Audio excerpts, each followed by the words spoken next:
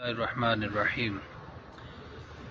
قبر کے اوپر جا کے لوگ قرآن پڑھتے ہیں، قبر کے اوپر قرآن پڑھ کے کہتے ہیں کہ اس کو ثواب مل رہا ہے۔ رسول اللہ صلی اللہ علیہ وسلم نے فرمایا لا تجعلوا بیوتکم مقابر، اپنے گھروں کو قبرستان نہ بناؤ، کیونکہ جس گھر کے اندر سورۃ البقرہ پڑھی جاتی ہے شیطان وہاں سے نکل جاتا ہے۔ کیا مطلب ہے کہ قرآن ظاہری بات ہے، یہ جب قبرستان کے اندر ایسی چیزیں نہیں ہیں، قرآن نہیں پڑھا جائے گا قبر کے اوپر۔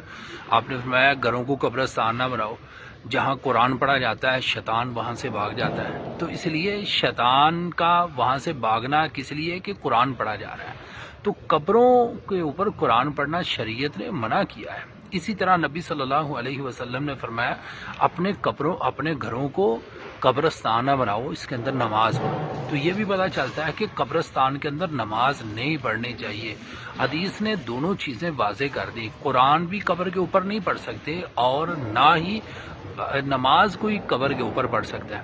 اس لیے جو شریعت کہتی ہے انسان کو اس کے اوپر عمل کرنا چاہیے۔ جو بھی صالح ثواب کریں گے اگر شریعت سے ثابت نہیں ہے تو اس کا اجر نہیں ملے گا۔